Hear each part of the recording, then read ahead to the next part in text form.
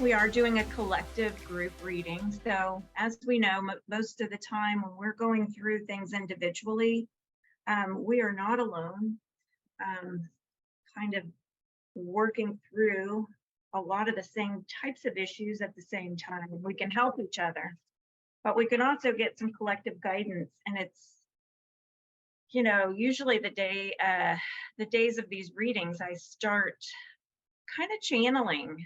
Anytime I do a reading, if I know about it in advance, I'm going to start the channel and just kind of align with the energy of the group or the person I'm going to be working with. And so I've been pretty activated all day, and I was really looking into the eclipse and the full moon that would just passed.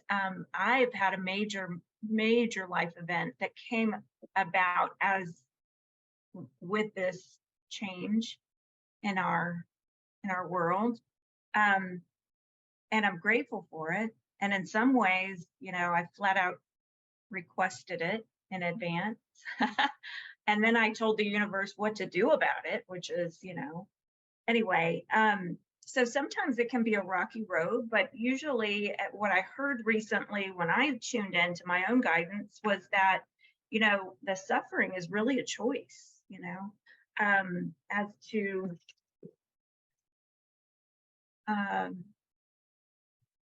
how willing we are to surrender and lean in and allow, right? That the universe loves us all so much that there is no way that we can go wrong. So the eclipse on November 8th, when I looked up what was common for most of us, it was a blood moon on November 8th. And the spiritual meaning behind it was comfort, safety, and pleasure. So that's what's on the other side: comfort, safety, and pleasure. But what I researched and found was that, and we all know, sometimes in order to get to the other side, to get to the sweet part, we have to run through a couple of obstacles. Occasionally, doesn't mean we have to.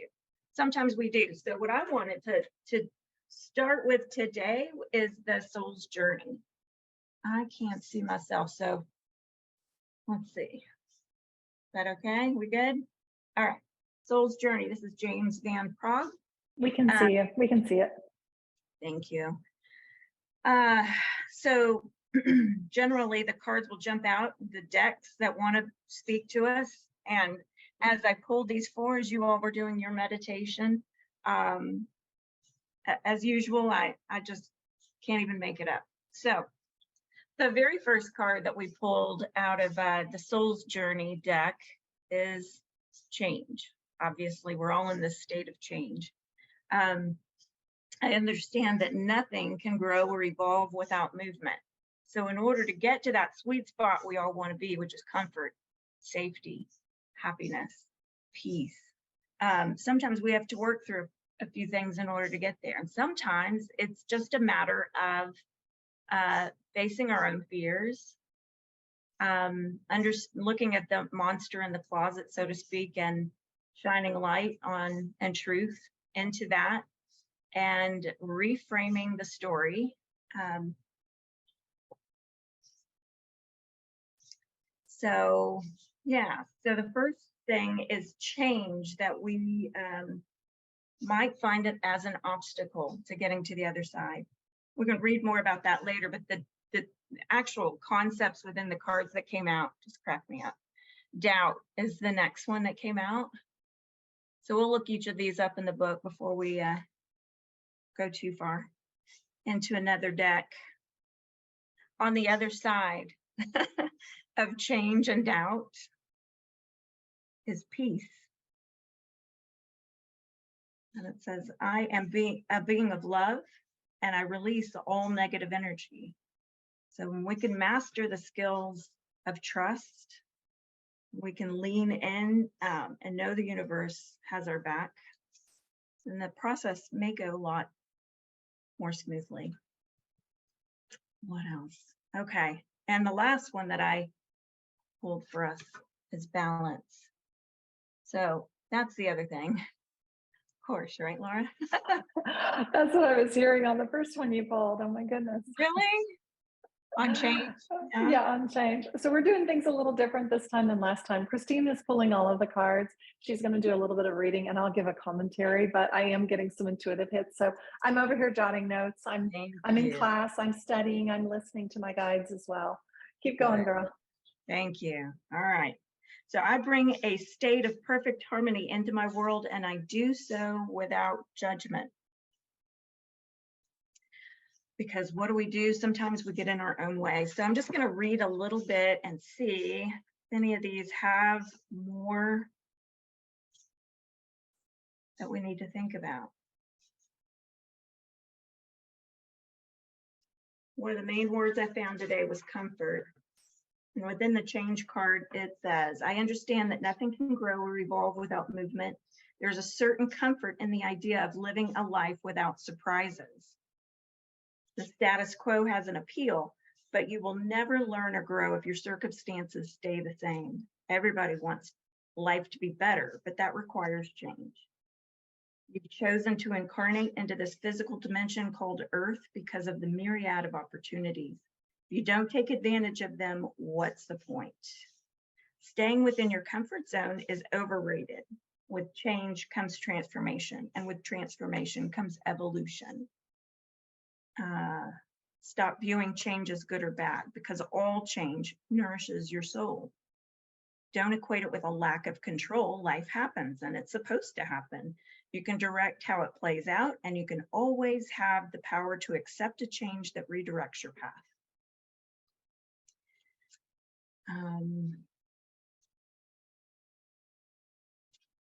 I don't know about you guys, but sometimes I'm ready for a little comfort. But that's because it's usually I'm stirring stuff up quite a bit usually. All right. For doubt, I release the need to know all the answers. It's impossible for the human brain to comprehend the mysteries of the universe. You are only consciously aware of 3 dimensions for a reason, and that is to learn to love without the full awareness of your connection to spirit. Everyone has his or her own personal path to this awareness. And there is no right or wrong answer as long as your goal is to manifest the energy of love and compassion. The wisdom of the divine trickles into the physical dimension, and some of it will resonate with your soul and some will not.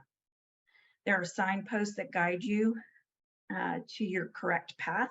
If the wisdom resonates with you and seems right, then keep it. If not, release it back to the universe. Always be aware and mindful of the insights with your guides, spirit guides, and teachers put on your path. Okay. Peace and balance. So on the other side, peace and balance. This is a gentle reminder that balance is the mind is imperative in order for your soul to live in its true nature. At this time in your life, you are to learn the value of peace and quiet and the joy of being still. Been leaning into that quite a bit. One can never be truly connected to the source when the mind is engaged with unneeded chatter. Look around your life and be conscious of what elements are taking you away from the peaceful nature of your soul. Who or what is interrupting the solitude? It is time to reconcile past hurts and perceived injustices. Your peace may also be fostered by changing your outside view.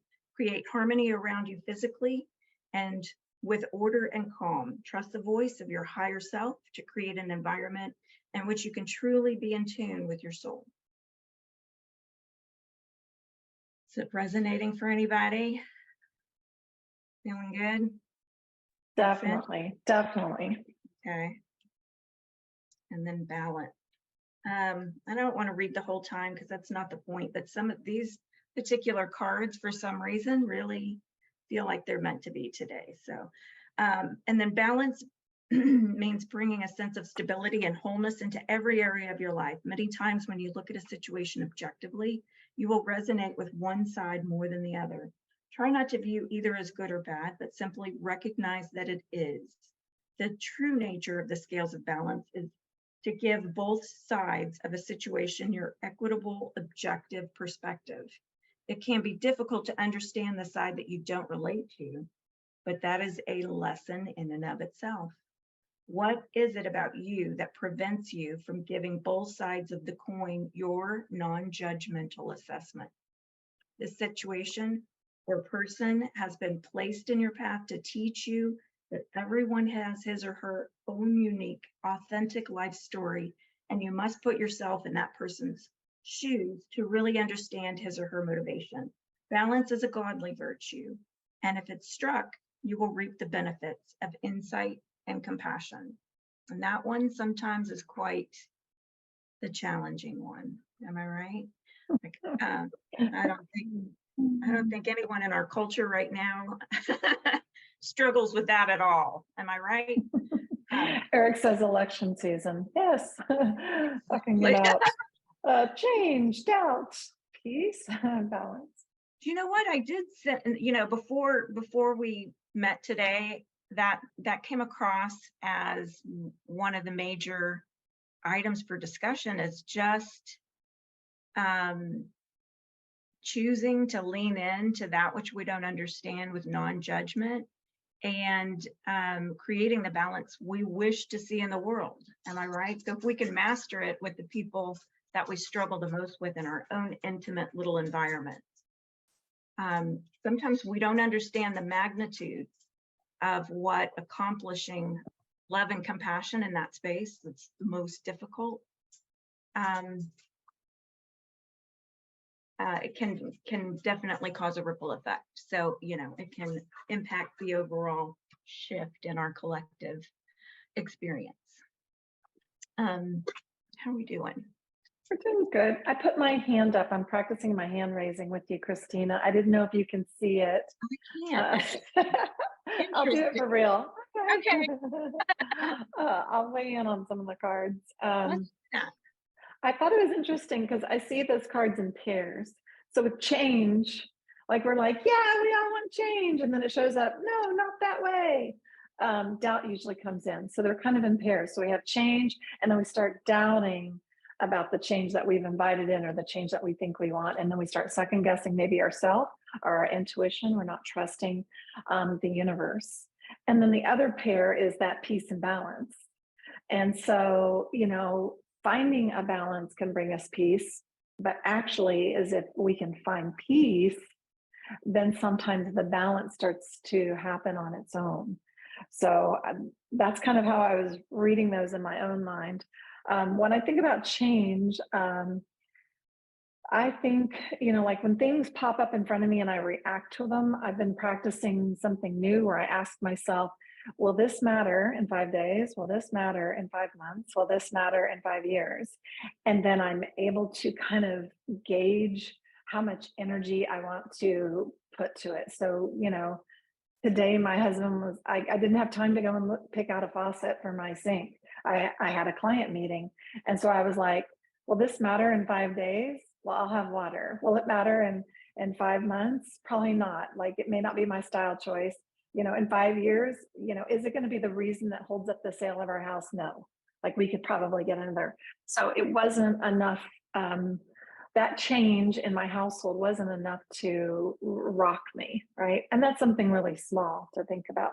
But that little technique is helpful when I do have change that jumps up. And doubt is always there when change happens. And to me, that is ego. That is our ego self jumping in. It wants to dominate. It's really trying to keep us safe. It really wants to hang on to the status quo. It's very natural. And sometimes we even judge that. We judge that we're doubting. We judge that we're not trusting ourselves. And then we're kind of caught up in a whirlpool and we're not even looking around at the change. And the thing is those limitations, when we start doubting, it becomes a limitation, and it keeps us safe. But sometimes safety is not what we really need. Sometimes I think of doubt, or having those doubts, that's kind of the pop quiz for us to look around and say, is there another way to look at this? Do I have another choice?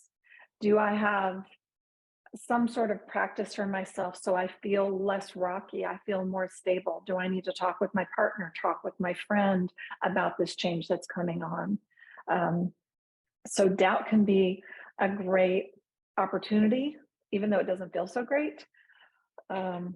And really, that's the place that we can start looking at and maybe processing our feelings about what the change is. And the thing I find that brings peace is just accepting the feelings. So this week I had a friendship breakup. I had a long-term client go into hospice. I had a repairman tearing my kitchen apart while I had a client on the phone. So there was a lot of opportunity for change and doubt and wondering. And what I had to remind myself was that peace was my choice, that I could choose, like in this moment, standing in this room, there might be noise and chaos outside, but inside of my heart, there is peace. I can choose peace. And really, that's where peace is. It's in the moment. It's not after the sink is installed. It's not after my client passes. It's in that moment. And then balance. One of the readings that I do for myself, the word balance comes up a lot, and they gave the word picture of a little kid learning how to walk. And so what little kids do is they take that first step, they do a little step, and then the next thing they do is they do this thing, and I'm sure Michelle Harvey and Eric Harvey can verify this, is they lean forward and they throw themselves out of balance, and it's a run. And then they're learning how to navigate and how to control that change. And so balance, we like to think of it like as a destination, but really balance is an activity. Balance is looking at all of the change and the doubt and the options and navigating through those and finding those still moments where we can breathe and then going back to the instability. So balance is not a destination. It's not a state. It's not an end result. It's an activity. It's something that's happening constantly. And it's really our being open to unsteadiness or unfamiliar territory, because there's some things that we are learning in there that are really hard to see when we're in the moment. We can see them later. Back to you, Christina.